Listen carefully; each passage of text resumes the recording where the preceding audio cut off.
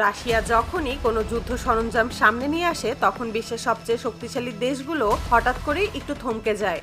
কারণ ইতিহাস বলছে রাশিয়া কখনো এমন কিছু সামনে আনে না যেটা শুধু দেখানোর জন্য বানানো।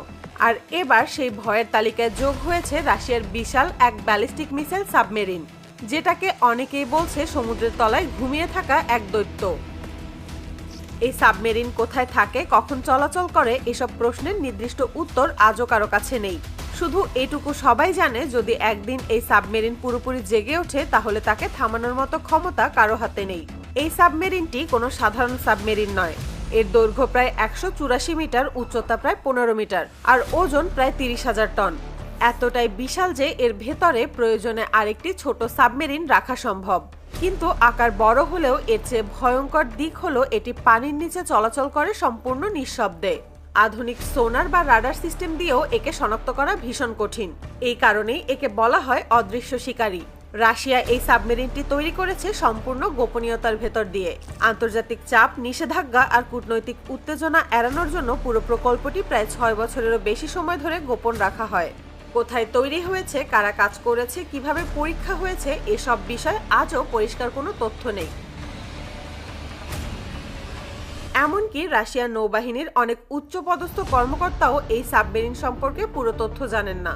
এই সাবমেরিনের সবচেয়ে ভয়ঙ্কর অংশ হলো এর বিশেষ অস্ত্র, যার নাম পোসেইডন। এটি একটি পারমাণবিক টর্পেডো। এই অস্ত্র সমুদ্রের গভীর থেকে লঞ্চ করা যায় এবং প্রায় 10,000 কিলোমিটার দূরের লক্ষ্যবস্তুতেও আঘাত হানতে সক্ষম। জানলে অবাক হবেন, এই মিসাইল ব্যবহারের অনুমতি একমাত্র রাশিয়ার প্রেসিডেন্ট ভ্লাদিমির পুতিন নিজে দিতে পারেন। এই সাবমেরিন পানির প্রায় 1000 মিটার নিচে নিঃশব্দে চলাচল করতে পারে। এটি পারমাণবিক শক্তিতে চালিত হওয়ায় দিনের পর দিন, এমনকি মাসের পর মাস পানির নিচে থেকে কাজ চালিয়ে যেতে পারে। এর গতি ঘন্টায় প্রায় 70 কিলোমিটার, যা পানির নিচে অবিশ্বাস্য রকমের দ্রুত। এই কারণেই একে ট্র্যাক করা শত্রুপক্ষের জন্য প্রায় অসম্ভব। ধারণা করা হয় রাশিয়ার এই সাবমেরিনে থাকা পারমাণবিক অস্ত্রগুলো একটি সম্পূর্ণ দেশকে মুছে ফেলার জন্য যথেষ্ট। আরও অবাক করা বিষয় হলো, এতে এমন ধরনের অস্ত্র রয়েছে যেগুলো পানির নিচে বিস্ফোরিত হয়। গবেষকদের মতে এই ধরনের বিস্ফোরণে প্রায় 300 ফুট উঁচু ঢেউ তৈরি হতে পারে। উদাহরণ দিয়ে বললে, যদি এমন উঁচু ঢেউ New York, Los Angeles, London বা টোকিওর মতো উপকূলীয় শহরের দিকে ধেয়ে আসে, তাহলে কয়েক মিনিটের মধ্যেই পুরো শহর পানির নিচে তলিয়ে যেতে পারে। বিস্ফোরণের পর শুধু ধ্বংসই নয়, ওই এলাকায় বছরের পর বছর মানুষের বসবাস অসম্ভব হয়ে উঠতে পারে। মাটি, পানি আর বাতাস সবকিছুই দূষিত হয়ে পড়বে। এই কারণেই অনেক বিশেষজ্ঞ এটাকে ডুমসডে উইপেন বলেও উল্লেখ করেন। কিন্তু এই সাবমেরিনের ক্ষমতা এখানেই শেষ নয়। এটি সমুদ্রের নিচে থাকা শত্রু দেশের যোগাযোগ ব্যবস্থা ধরে ফেলতেও সক্ষম। বিশ্বের প্রায় সব বড় দেশই সমুদ্রের নিচে ফাইবার অপটিক কেবলের মাধ্যমে ইন্টারনেট ও সামরিক যোগাযোগ চালায়।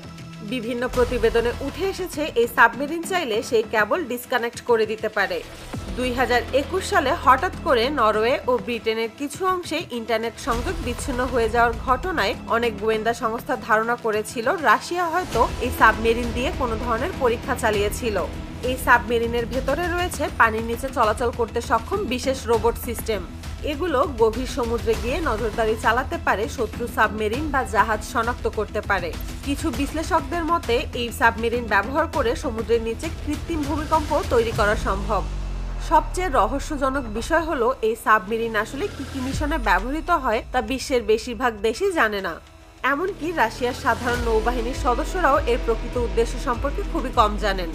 এই সাবমেরিন সরাসরি প্রেসিডেন্টের আদেশে পরিচালিত হয়। এর ভেতরে একটি গোপন কক্ষ রয়েছে, যেখানে নির্দিষ্ট কিছু গোয়েন্দা সংস্থার সদস্য অবস্থান করেন। সাধারণ নাবিকদেরও জানানো হয় না ওই সদস্যরা আসলে কি কাজ করেন বা কেন তারা সেখানে আছেন। যুক্তরাষ্ট্রের প্রতিরক্ষা বিশ্লেষকরাও স্বীকার করেছেন, এটি এমন এক সাবমেরিন যা মূলত রাশিয়া নিজেদের প্রতিরক্ষার জন্য তৈরি করেছে। রাশিয়ার বিজ্ঞানীরা একে ডাকেন পানির নিচের একমাত্র রাজা, কারণ এর ভেতরে এমন প্রযুক্তি রয়েছে যা অনেক দেশ কখনো কল্পনাও করতে পারে না। বিশেষজ্ঞদের মতে এই সাবমেরিনের অস্তিত্ব আন্তর্জাতিক রাজনীতিতে এক ধরনের অদৃশ্য চাপ তৈরি করে রেখেছে। কোনো দেশই চায় না এই দৈত্যকে জাগিয়ে তুলতে, কারণ সবাই জানে একবার যদি জেগে ওঠে তাহলে বার্তাটা খুব পরিষ্কার, রাশিয়া প্রস্তুত এবং প্রয়োজনে যে কোনো মুহূর্তে জবাব দিতে সক্ষম।